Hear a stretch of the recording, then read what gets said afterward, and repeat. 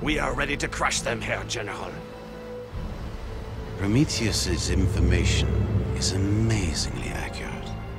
The original ideas from R.U.S.E came from the development studio, Eugen Systems, and they came up with this creative vision of being a general, and then they had some of the ideas which use World War II as a setting for a lot of reasons. The first one is that you have huge battles with impressive battlefields. Everyone knows about them, so it's very easy to get into it.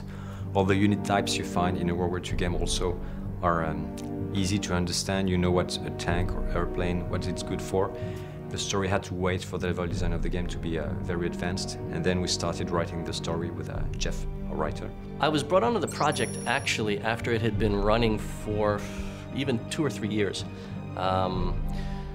What happened was they were coming towards the end of development. They needed a scriptwriter to come in and finish up what they'd been working on. So the objective initially for the story of the game was to make something which was tightly integrated with the gameplay and which would serve the purpose of teaching how to use the game, how to discover the different gameplay features.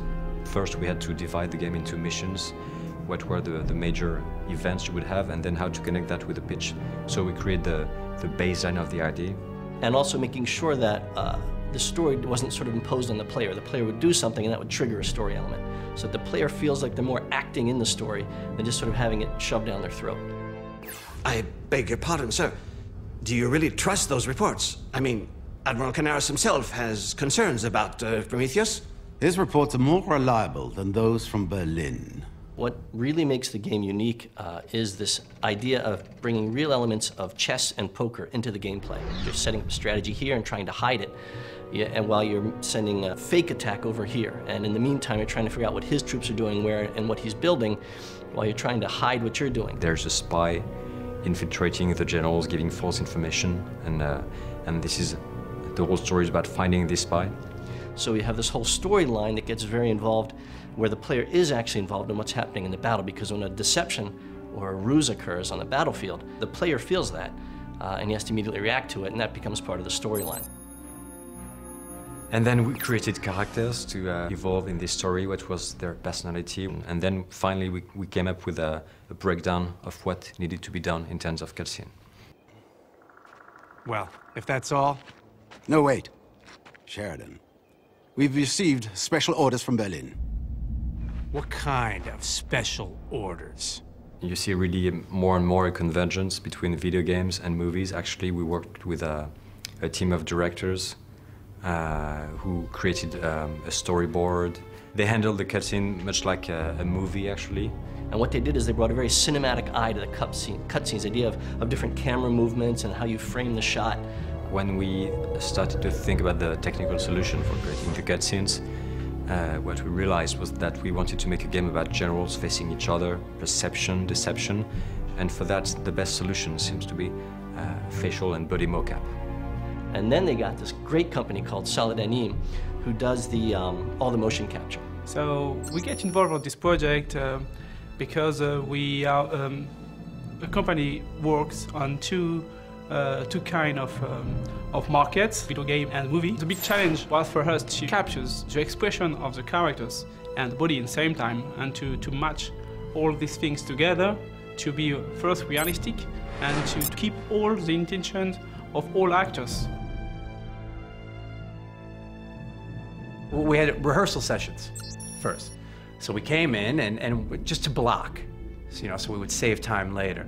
So we would all come in and go through scene by scene by scene by scene, and okay, what makes sense here? And then you had the directors as well of the mocap session. You had directors they're watching your level of acting, and then you had the directors, more on a technical level as well. If an actor reads a line, there's all sorts of gestures that might go with it. It's like, take these, they gotta go to headquarters.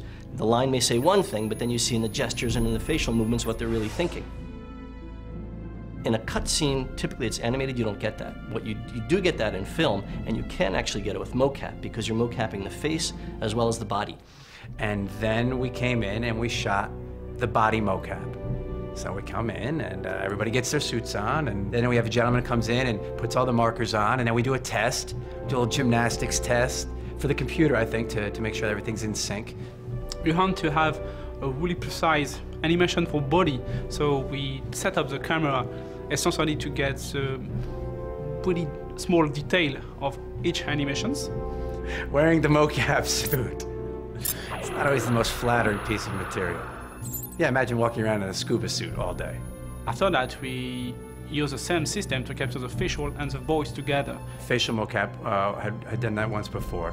And yeah, I think they put a series of maybe 40 markers on your face. Sometimes even small motions in the face or close-up shots can tell you much more than 5 lines of text. We built a special glasses with HD camera on the front.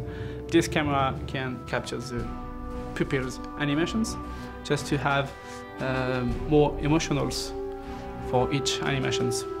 I think it's really impressive what I, as a writer and a storyteller, can do in a game now. When you can get a couple of guys in a conference room to act out a scene, and then suddenly you can add the North African desert, and the burning tanks, and planes going overhead. These special effects, it's not only George Lucas that can do that. You know, now we can do that in our little game studio in Ubisoft. And that's a huge difference, I think. I think as the technology becomes more and more accessible, you're going to see a lot more games doing a lot better, more immersive storytelling using this kind of technology.